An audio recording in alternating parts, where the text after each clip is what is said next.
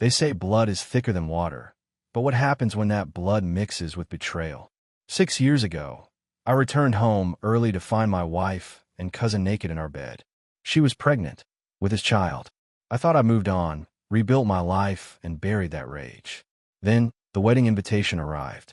"Will you be my best man?" he asked, as if he hadn't destroyed everything I loved. Now I'm about to come face to face with the two people who shatter my world. What they don't know is that I'm not the same man they betrayed. My name is Daniel Mitchell. I'm 35 years old and work as a project manager at a construction firm here in Denver. 6 years ago, my life imploded when I discovered my wife was cheating on me with my own cousin who was staying under our roof. Melissa and I met at work 8 years ago. She was this fiery marketing coordinator with curves in all the right places and a smile that could light up a room. We dated for 3 years before I put a ring on her finger. At 27, we tied the knot, bought a house in the suburbs, and started what I thought would be our forever. 2 years into our marriage, my cousin Jason called. He'd moved to Denver to pursue his music career, another wannabe guitarist looking to make it big. His parents, my Uncle Thomas and Aunt Linda, were worried sick about him throwing away his business degree for some pipe dream. "It's just for a couple weeks, Dan, until I find my own place," Jason promised. I agreed without hesitation. He was family after all, 5 years younger than me, and someone I'd always looked out for. Jason settled into our guest room, and things seemed normal at first. I noticed he and Mel got along well, maybe too well. They'd stay up late talking music while I turned in early for work. I brushed off the warning signs, the sudden silence when I entered rooms, the inside jokes I wasn't part of. 3 weeks after Jason moved in, I came home early from a business trip.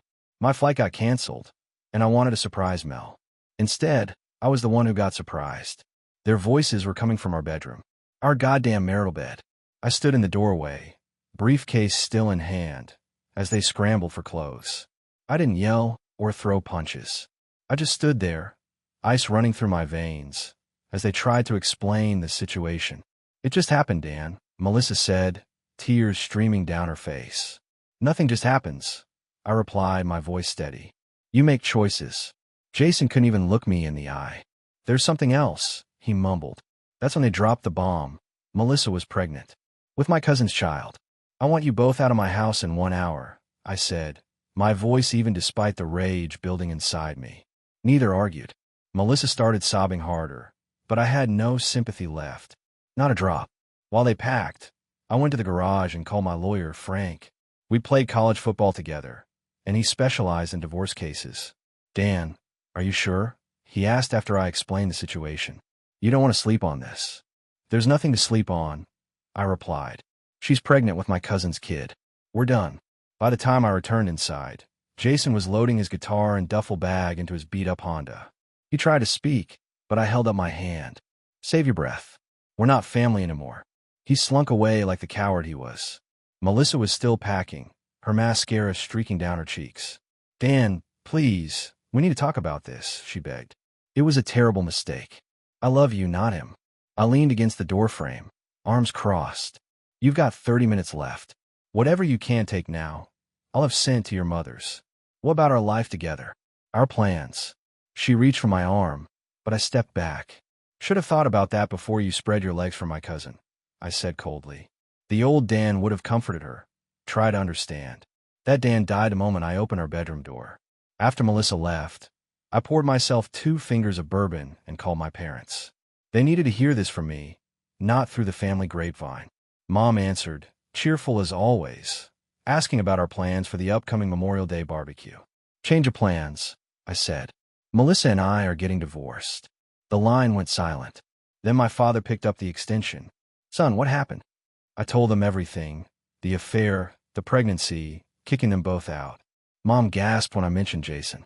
Dad cursed under his breath. "We'll call Thomas and Linda," Mom said. "They should know what their son did." "Do what you need to," I replied. "But I'm done with that side of the family." Dad cleared his throat. "Where are you staying tonight, son?" "Won't come here. I'm staying in my house," I answered firmly. "I earned it. I'm keeping it." After hanging up, I systematically went through the house, gathering Melissa's photographs and mementos into boxes. No sense torturing myself with reminders. By midnight, there was no visible trace of her or our 8 years together. The next morning, I met with Frank to start divorce proceedings. He advised me to fight for everything: the house, the investments, even her beloved SUV that I'd bought her for our anniversary. "You want to play hardball?" Frank asked, surprised at my approach. "No, I want this over quickly," I explained. "She can have the car, her retirement account, and half our savings. I keep the house, my 401k, and my dignity. No alimony, clean break." Frank nodded approvingly. Most guys want revenge. This is smarter. That afternoon, I hit the gym for the first time in months, pushing my body until my muscles screamed louder than my thoughts. Afterward, I called a real estate agent about selling the house. Too many memories. My parents called again that evening. Apparently, Uncle Thomas and Aunt Linda were devastated and wanted to speak with me. I declined. Jason had tried reaching me too. 12 missed calls and pathetic voicemails begging forgiveness. They're saying it was a one-time thing, Mom said hesitantly. "Mom, she's pregnant," I reminded her. "One time is all it takes, but I guarantee it wasn't just once." A week later, the divorce papers were filed. I'd moved into a downtown apartment, closer to work. I started a new routine: up at 5 a.m., gym, work, boxing class, sleep, repeat. No time for self-pity. Melissa tried stopping by my office once. Security escorted her out. She sent emails, which I filtered to trash. Jason eventually gave up calling. I heard through mutual friends that he'd moved back home, tail between his legs. His music career never took off. I was rebuilding my life brick by brick, and there was no room for either of them in the foundation. 6 months after D-Day, that's what us betrayed husbands call the day we discover the affair, I was back on my feet. The divorce had finalized in record time. Melissa didn't contest anything, probably out of guilt or shame. Fine by me. I kept the house, but sold it anyway, pocketing a decent profit in Denver's hot market. Bought myself a sleek downtown condo with floor-to-ceiling windows and not a single memory. Word on the street was that Jason had knocked up another woman in Nashville, where he'd relocated to pursue his music. Some guys never learn. Melissa had lost the baby, miscarriage at 8 weeks. Can't say I shed any tears over that. Call me cold-hearted, but that kid was the physical embodiment of their betrayal. My parents tried to broker peace between our side of the family and Uncle Thomas's crew, but I shut that down hard. "Mom, I get that he's your nephew, but he crossed a line you don't come back from," I told her over Sunday dinner. "I don't need Kumbaya family reunions with people who stabbed me in the back." Dad nodded approvingly. He'd always been a man of principle. "Your mother and I support you 100%, son. We just don't want you to carry this anger forever." "It's not anger anymore," I explained, cutting into my steak. "It's boundaries. Big difference. I've thrown myself into work like a man possessed. Got promoted to senior project manager, overseeing 3 construction sites simultaneously. My boss Larry clapped me on the shoulder one day and said, "Mitchell, you're a machine lately. Whatever fire got lit under your ass, I like it." If only he knew. The physical transformation was what people noticed most. 4 days a week at the gym had carved away my married man softness. I'd added 20 pounds of muscle and dropped my body fat to 12%. When you're rebuilding yourself, might as well go all in. My buddy Jay dragged me out to bars occasionally, playing wingman. Women were interested. I wasn't hideous before, but now I turned heads. Still, I wasn't ready for anything serious. Casual dates, nothing more. Trust isn't something you give away for free after it's been shattered. One surprising development: I'd taken up rock climbing. Something about scaling a wall, relying only on your own strength and decisions, was therapeutic as hell. No one to blame if you fall. No one to credit but yourself when you reach the top. That's where I met Monica, tough-as-nails climbing instructor with a no-BS attitude that was refreshing after Melissa's manipulative tears. We were just friends, climbing partners. But I respected her, and that was more than I could say for most people these days. "You climb like you've got something to prove," she observed one day as I tackled a difficult route. "Don't we all?" I countered, reaching for the next hold. She shrugged. "Some climb to prove something to others. You're climbing to prove something to yourself." Smart woman. She had me pegged. Every handhold I grasped, every summit I reached was a silent affirmation. I'm stronger now. I won't fall again. 6 years flew by. 6 years of building a new life brick by brick. I'd made partner at the firm, bought a mountain cabin as a weekend getaway, and even dated a few women seriously, though nothing stuck. Monica and I had remained friends. She'd married a firefighter and they had twins now. I was in a good place. The wound had scarred over. I rarely thought about Melissa or Jason anymore. Then the email landed in my inbox like a grenade. From jasonparker@gmail.com. Subject: wedding invitation. Please read. I stared at it for a full minute before clicking. The message was short but dropped like a bomb. Dan, I know it's been 6 years since everything went down. I'm getting married next month to an amazing woman named Rebecca. I'd be honored if you would be my best man. I understand if you refuse, but I hope this can be a first step toward healing our family. Please call me if you're willing to talk. Jason. No apology. No acknowledgement of the nuclear fallout he'd caused. Just a casual invitation, as if he'd borrowed my lawnmower without asking rather than screwing my wife and destroying my marriage. The ball's on this guy, I muttered, closing my laptop harder than necessary. That evening, I called my parents for our weekly check-in. After catching up on their Florida retirement adventures, Mom hesitated, then said, Daniel, has Jason contacted you? My grip tightened on the phone. You knew about this. His parent called us yesterday, she admitted. They're hoping this wedding might bring everyone back together. Back together? Are you kidding me? I paced my living room, blood pressure rising. Does everyone think I'm the bad guy for not playing happy families with the man who blew up my life? Of course not, honey, Mom soothed. But it's been 6 years. Holding on to anger. This isn't about anger. I cut her off. It's about respect. Self-respect. After hanging up, I poured myself a double whiskey and stepped onto my balcony. Denver's skyline glittered below, oblivious to my turmoil. Had everyone been in touch with Jason except me? Had they been having cozy family gatherings while I was building my life from scratch? My phone buzzed with a text from my father. We've always been in your corner, son. Still are. Your mother worries, that's all. At least he got it. I fired back. Thanks, Dad. The next morning, my receptionist buzzed. There's a Thomas and Linda Parker here to see you. No appointment, but they're insistent. My stomach dropped. Uncle Thomas and Aunt Linda. Here. I hadn't seen them since before the divorce. Send them in, I said, straightening my tie. No sense hiding behind my assistant. They entered looking older, grayer, but with the same faces that had once represented family to me. Now they were just reminders of betrayal. Daniel, Aunt Linda said, tears already forming. You look so well. Uncle Thomas extended his hand. After a moment's hesitation, I shook it. Professional courtesy, nothing more. We need to talk about Jason's wedding, he began. I settled back in my chair, expression neutral. No, actually we don't. 6 years of silence. And now you show up unannounced at my office. I kept my voice level, gesturing for them to sit. I'm curious what made you think this was a good idea. Aunt Linda dabbed at her eyes. We've missed you, Daniel. The family hasn't been the same. Let's cut to the chase. Uncle Thomas interrupted, always the businessman. Jason is getting married. He wants to make things right. I leaned back in my chair. Make things right? That ship sailed 6 years ago. It sank with no survivors. People make mistakes, Aunt Linda pleaded. Terrible ones, yes. But Jason has changed. He's grown up. I barked out a laugh. Sleeping with your cousin's wife isn't a mistake. It's a choice made day after day. And now he wants me as his best man? That's not asking for forgiveness. That's asking me to pretend it never happened. Uncle Thomas shifted uncomfortably. After the miscarriage, Jason hit rock bottom. Moved back home, went to therapy, finally got his act together. Started a legitimate business.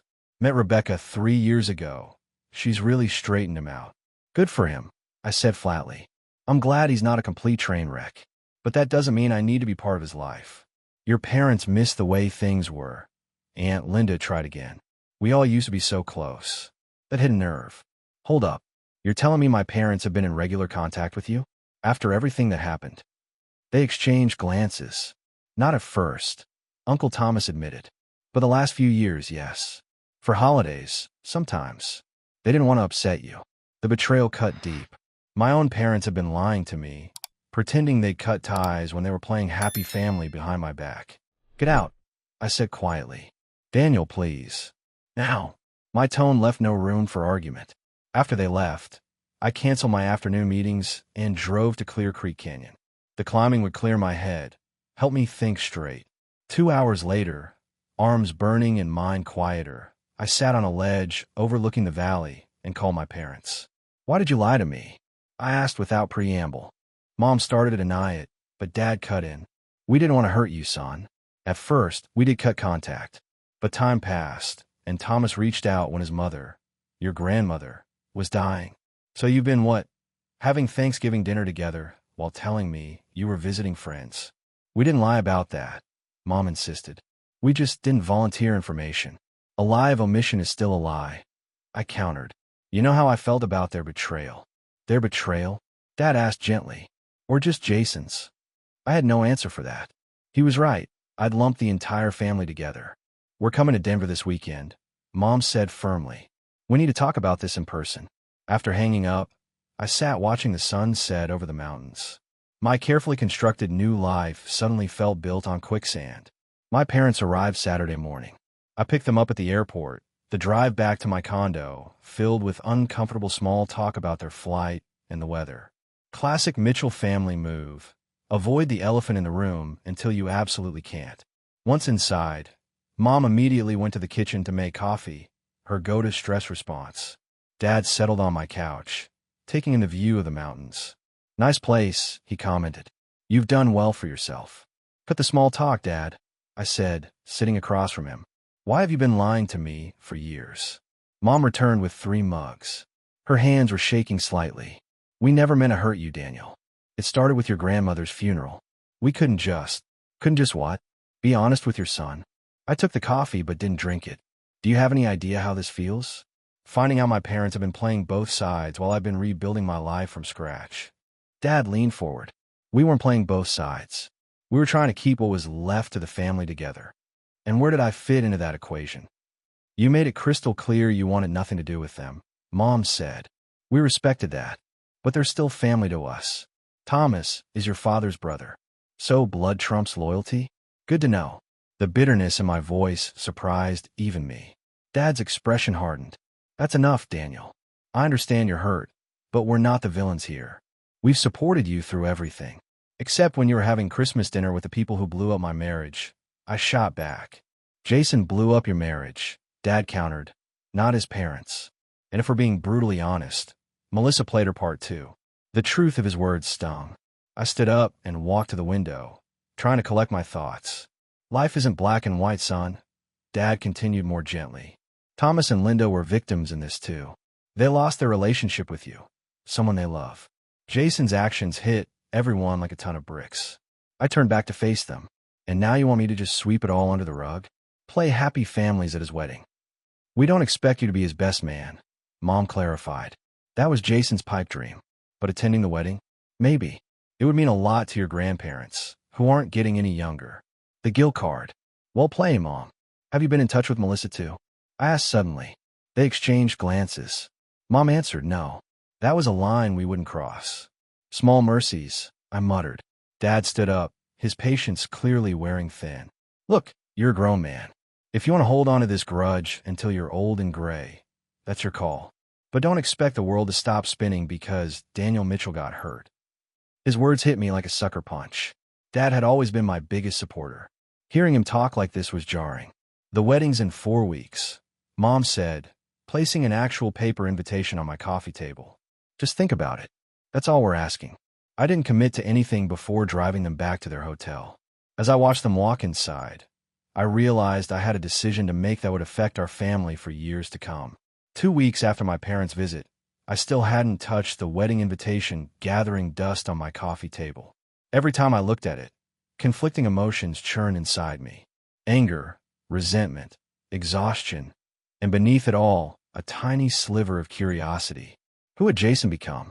Was he still the selfish kid who destroyed my marriage? Or had he genuinely changed?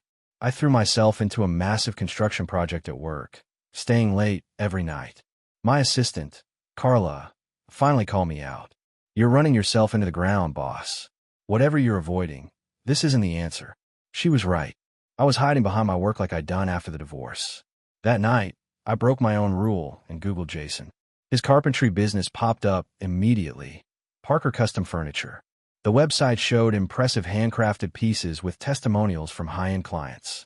Seemed he'd found his calling after all, and it wasn't strumming a guitar. On an impulse, I clicked the About page. There he was, older, with a beard now, standing next to a pretty blonde woman I assumed was Rebecca. They look happy. Normal. The rage I expected to feel didn't come.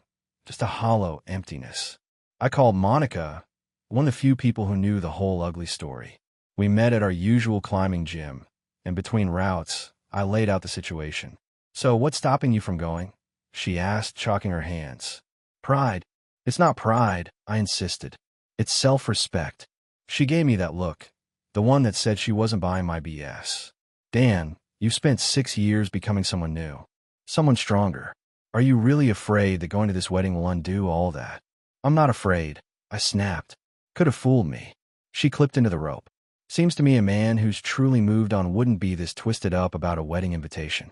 Her words stuck with me all week. Was I still letting Jason and Melissa control my life by refusing to move forward? On Friday, I called my parents. "I'll go to the wedding," I said without preamble, "but not as his best man. Just a guest. And I'm not making any promises about playing happy family afterwards." Mom's relief was palpable. "That's wonderful, honey. Your father and I are so proud of you for taking this step. Don't make it a bigger deal than it is," I warned. "I'm doing this for Grandma and Grandpa. And for you too, so you can stop living double lives." After hanging up, I finally opened the invitation. The wedding was at a mountain resort about 2 hours from Denver. I need a hotel room, a suit, and a hell of a lot of emotional armor. I texted Monica, "You were right. I'm going." Her reply came instantly. "Knew you would. Want me to be your +1? Moral support and all that." I stared at the offer. Having a friend there might make this whole circus bearable. "What about Ryan?" I asked, referring to her husband. "He's on shift that weekend. Besides, he thinks you're hot." I laughed for what felt like the first time in weeks. "Then it's a date." With that decided, I felt something unexpected, a weight lifting.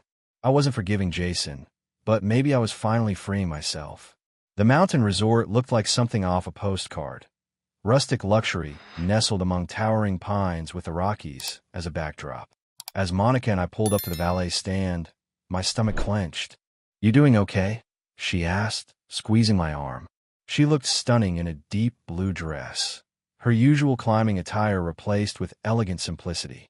"I'll live," I muttered, handing the keys to the attendant. The rehearsal dinner was tonight, the wedding tomorrow. I'd agreed to attend both, against my better judgment. My parents had texted that they were already inside, along with Uncle Thomas and Aunt Linda. In the lobby, I spotted them immediately. They were chatting with an older couple I recognized as Rebecca's parents from Facebook stalking. Mom saw me first, her face lighting up as she hurried over. "Daniel." She embraced me, then Monica. "And you must be Monica. We've heard so much about you." Dad shook my hand firmly. "Proud of you, son." I nodded, my throat tight. The moment I'd been dreading arrived as Uncle Thomas and Aunt Linda approached cautiously. 6 years of silence stretched between us like a chasm. "Daniel," Uncle Thomas said, extending his hand. I took it after a brief hesitation. "Thank you for coming. It means the world to us." Aunt Linda was crying openly, which made me uncomfortable. I introduced Monica to break the tension. As we moved toward the reception area, I scanned the room for Jason. There he was, across the space, talking with a slender blonde woman. He hadn't noticed me yet. For a heartbeat, I considered leaving, just turning around and driving back to Denver. Monica must have sensed my hesitation because her grip on my arm tightened. "One foot in front of the other, Mitchell," she whispered. "You've got this." Jason turned then, his eyes meeting mine. Recognition, surprise, and something like hope crossed his face. He said something to Rebecca, then started making his way toward me. 6 years of anger, hurt, and separation condensed into the 30 seconds it took him to cross that room. My hands were steady, my breathing controlled, but my heart hammered against my ribs like it wanted to escape. "Dan," he said simply when he reached us. "You came." The moment of truth had arrived. The rehearsal dinner dissolved in a background noise as Jason stood before me. He looked different, broader in the shoulders. The boyish features hardened into a man's face. The cocky musician was gone. "Thanks for coming," he said, voice rough with emotion. "I honestly didn't think you would." That makes two of us, I replied evenly. Monica extended her hand. I'm Monica, Dan's friend. Jason shook it, his eyes not leaving my face. Jason Parker. I'm the screw-up in the family. An awkward silence descended until Rebecca appeared at Jason's side.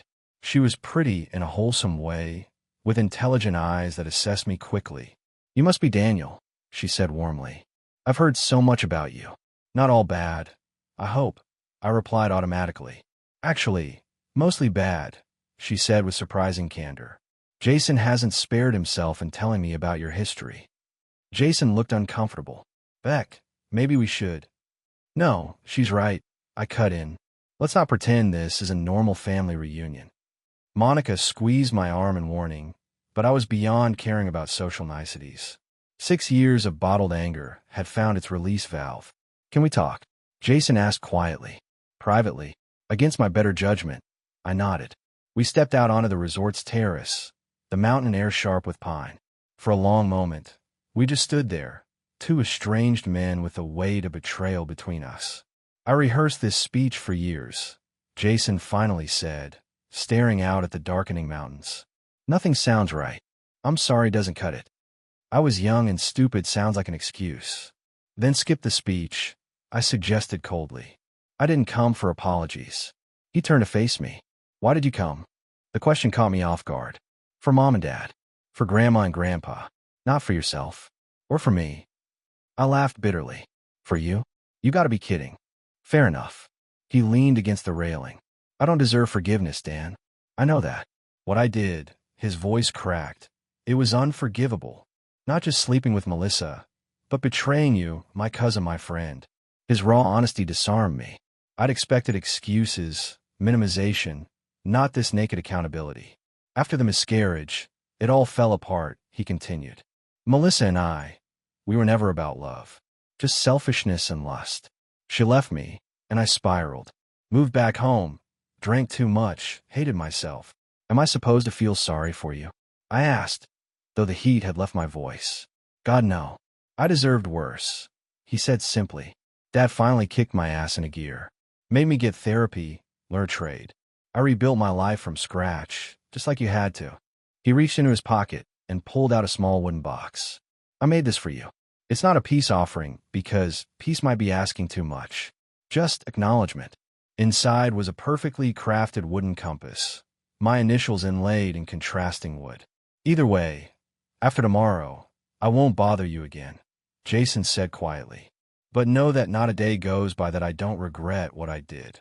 He walked back inside, leaving me holding the compass and feeling strangely hollow. The morning of Jason's wedding dawned clear and brilliant, mountain light streaming through my hotel room window. Monica was already up, nursing a cup of coffee on the balcony. Sleep well? She asked as I joined her. Better than expected, I admitted. The conversation with Jason had left me strangely calm, like lancing an old wound. The ceremony was set for noon in the resort's outdoor pavilion. As Monica and I took our seats among the small gathering of guests, I spotted Melissa's parents across the aisle. They nodded politely but kept their distance. Some bridges stay burned. My parents sat beside me, Mom squeezing my hand as Jason took his position at the altar. The raw emotion on his face as Rebecca walked down the aisle caught me off guard. There was genuine love there, not the selfish infatuation he'd had with Melissa. During the reception, I kept to myself, making small talk when necessary, but mostly observing. Jason and Rebecca moved among their guests, clearly happy.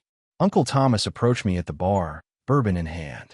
I owe you an apology, too, he said gruffly, for how I handled everything back then. I should have been harder on Jason, made him face consequences sooner. I nodded, accepting his words without comment. As the celebration wound down, I found myself alone on the terrace where Jason and I had talked the night before. The wooden compass felt heavy in my pocket. Penny for your thoughts, Monica said, joining me with 2 champagne flutes. Just thinking about how life comes full circle, I replied, taking the offered drink. 6 years ago, I thought I'd lost everything. Now I'm watching the guy who took it all start a new life, and somehow, I'm okay. That's because you rebuilt something better, she said simply. You're not the same man who got betrayed. You're stronger, wiser. Jason appeared in the doorway, hesitating when he saw us. After a moment, he approached. "Rebecca and I are heading out," he said. "I just wanted to thank you again for coming, Dan. It means more than you know." I nodded, then surprised myself by extending my hand. "I wish you both the best." The relief on his face was palpable as he shook my hand firmly. "You too. And if you ever decide you I don't know, grab a beer sometime, I'm around." After he left, Monica raised an eyebrow. "Does this mean you've forgiven him?" I considered the question carefully. Not entirely, but I'm done letting what he did define me. On the drive home the next day, I called my parents. "Thanks for pushing me to go," I told them. "You were right. I needed that closure. Does this mean we can all have Christmas together this year?" Mom asked hopefully. "Baby steps, Mom," I laughed. "But maybe Thanksgiving. We'll see." As Denver appeared on the horizon, I realized I was returning different than I'd left. The burden of anger I'd carried for 6 years had lightened. Not gone completely. Some wounds leave permanent scars, but no longer controlling my life. The wooden compass sits on my desk now, not as a reminder of betrayal, but of the path I've taken to find my way back to myself.